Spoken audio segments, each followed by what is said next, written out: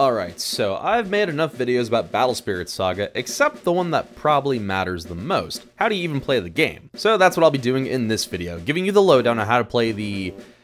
Okay, well, it's not the newest Bandai game, that's Union Arena now. I'd love for it to be the most popular one, but One Piece is kind of sitting squarely on that seat.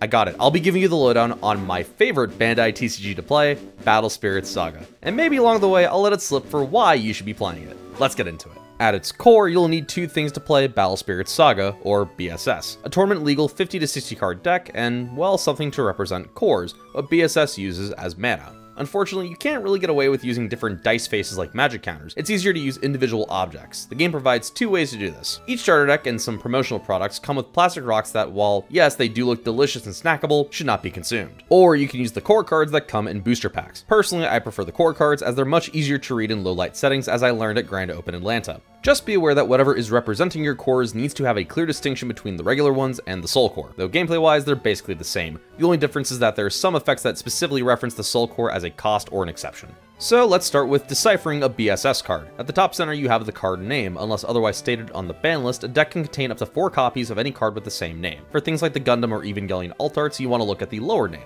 like how Magic set things up with the Godzilla alt arts. To the top left is the card's cost, and next to most of them are some colored symbols called reduction symbols. Some cards have a bunch, some have a little, some have none. But the symbols mean that for each symbol on your field that matches it, you can reduce the cost by 1. That doesn't mean though that for each red icon it's reduced by 1, it's only for each instance of that symbol. So for something like Client Nest, if I have 6 cards with that red symbol, I'll only get the discount once since it only has 1 red reduction. But for something like Giganorex, those 6 symbols all contribute towards reducing his cost since he has 6 red reductions. On spirit cards specifically, this black box here to the right shows you the spirits types. On the left-hand side of spirits and nexuses, you'll see these level indicators with numbers attached to them. These level indicators show the number of cores on a card that are necessary to meet that level, and on creatures, the larger thousands number represents the card's battle power, or BP. While nexuses can stick around with 0 cores on them, all spirits are required to have at least 1 core on them to stay in play. And much like people, spirits also need to have more than 0 BP, otherwise they die in a similar state check scenario. The more cores on something, the more power and abilities it gains. The abilities a spirit or nexus has are indicated by the level indicators down the middle text box of a card. These headers indicate that at these levels, a spirit or nexus has these abilities. Some abilities are exclusive to higher levels, and some cards are just more effective at those higher levels. The symbol at the bottom left corner counts towards 2 things.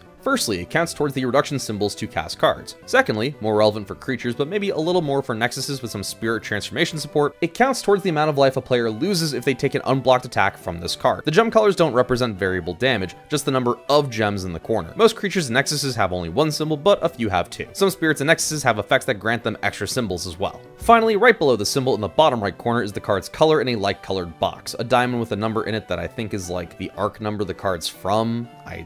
I'm not sure what they're doing with that, but if you look at cards from preset 5, they have a 1 there, but now they have a 2. Anyway, next to that is the rarity indicator. You have common, uncommon, rare, X-rare, think Magic Mythics or Yu-Gi-Oh! Ultras, SPRs, the higher limited per case sagas, CR for collaboration rare, mashups with other IPs, PR for promos, tournament packs or other promotions, and L for lore, exclusive to the Ancient Heroes lore set, as of right now. Magics are a little simpler to explain. They don't have levels and really just have sections saying at what time you can play the card or use their effect. Main means that you can use it anytime before combat, and Flash means you can use it during the flash step of combat. We'll break down what the flash step means when we start explaining phases. The last indicator on magics are bursts. BSS has a special card zone called the burst zone where you can lay down what's effectively a trap card. Bursts are characterized by a red star burst, a highlighted text that says when you can activate this effect. In exchange for usually niche activation conditions, burst effects can be used for free. Most of them then usually include something that allows you to pay the full cost of the card to activate its later effects. Now that we've talked about the cards and how to read them, let's look at the board, which is pretty uncluttered for the most part. You have a zone for your deck, your trash that serves as a bin for both cards and cores, your reserve where unspent cores go, your burst zone where you can place cards with burst effects, your life, which consists of cores. When you lose life, the cores go from your life to the reserve to be spent later. The void, which is a liminal backroom space not on the board where you pull in cores from. Functionally, it's just like a part of your deck box off the board, and then your field where the permanents go. Usual placement is spirits in the front, nexuses in the back. So let's get down into game flow. You win the game by either reducing your opponent's life to 0, or by making it so their deck is empty when they go to draw at the start of their turn. We start things off by shuffling our decks, putting 5 cores into the life, and 4 cores into our reserve. 3 regular blue cores and 1 red soul core. Then you and your opponent randomly determine who starts the game. Rock, paper, scissors, high roll, low roll, body roll competition, however you do it. After you decide who goes first or second, you each draw a hand of 4 cards. At this point, you can peep the grip and decide if it's the nuts and keep it, or take a mulligan. If you keep it, you draw an extra card for a starting hand of 5. If you decide to toss it, put it aside, draw a new hand of 4, and then shuffle your old hand back in. Here's how Battle Spirits breaks down the turn's phases: start, core, draw, refresh, main, attack, and end. Start step is just beginning the turn and triggering any effects that occur here. Core is where you get a core from the void into your reserve. The player going first skips this step on their first turn. Draw is drawing a card from your deck, and refresh is refreshing all exhausted permanents.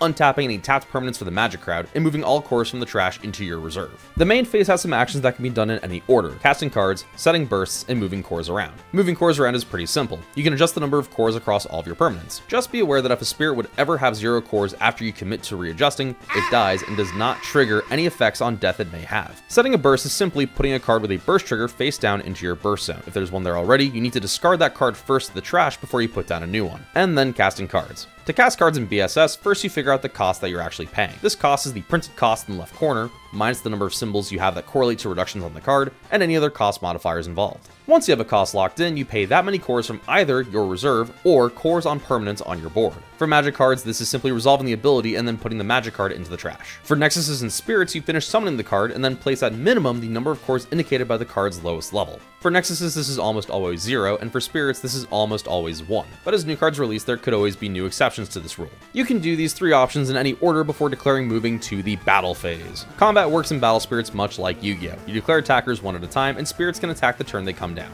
To declare an attack, you exhaust or tap a guy sideways and say, "Attention summoner, this fine fellow is coming through to break your jaw." Or I guess you could just say it's attacking if you want to be lame. When a player declares an attack, the defending player gets the first opportunity at the flash window. This is where you can cast magic with the flash icon next to them to maybe get an edge in combat. The flash window always passes back and forth until both players decline to do anything else. If you do cast anything during the flash window, the card will fully resolve before anything new happens, unlike Magic or Yu-Gi-Oh! Where you can chain something in response. Now at this stage you have one of 2 options. 1. Declare no blocks. If you do this, you go straight to damage. You send a number of cores to your reserve from your life equal to the number of symbols on the spirit that connected. Option 2. You declare a blocker with one of your own spirits and exhaust it to block. Another flash window opens up with first crack going to the defender, where players will trade back and forth until both decline to do anything else. Now from here we compare the BP of the attacking creature to the blocking creature. Simply put, the bigger number wins and the loser dies a cruel and unfortunate death. If they tie, they both blow up. If the attacker is blocked, unless some effect states otherwise, you won't lose life. When a spirit dies, either by combat or by card effect, the spirit goes to the trash and any cores that were on it go back into your reserve. You can then continue declaring attackers as long as you have a refreshed spirit in play. But after you finish declaring attackers, the turn passes to the next player. You repeat this loop ad nauseum until a victory condition is met or time in the round is called. In which case the tiebreakers break down like this if you're curious. And that's how you play Battle Spirits.